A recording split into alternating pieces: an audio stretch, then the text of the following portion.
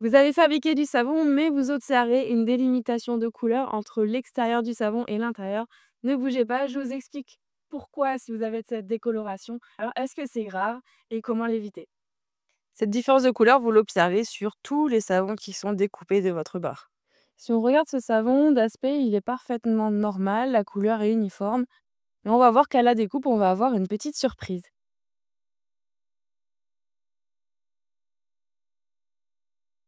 Donc, on découpe le savon. Donc là, c'est un savon qui a été fait il y a 2 jours.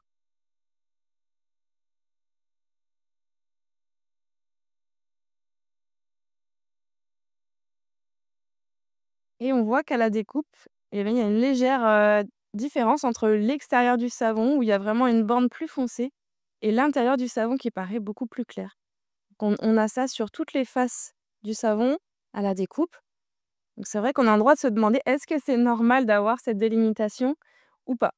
Donc là, le savon, il est frais, hein, il a 2 jours, donc je le découpe aujourd'hui et il y a un colorant dedans puisqu'il y a un petit peu de poudre de cacao qui permet d'avoir une couleur un petit peu marron comme on peut retrouver, en fait, en surface, mais qu'on retrouve pour l'instant pas à l'intérieur du savon.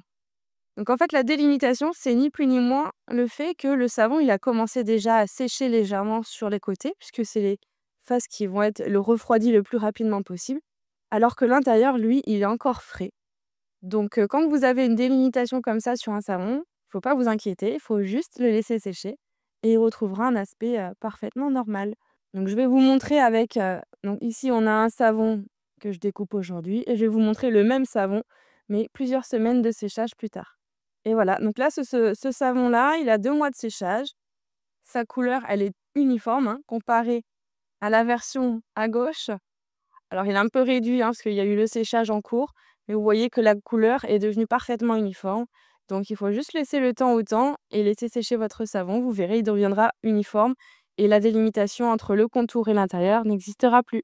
Donc ça, c'est une astuce parmi d'autres. Si vous voulez d'autres astuces et apprendre à fabriquer votre savon à la maison en toute sécurité et à obtenir des jolis savons, n'hésitez pas à vous abonner pour en savoir plus sur la saponification à froid et la fabrication du savon.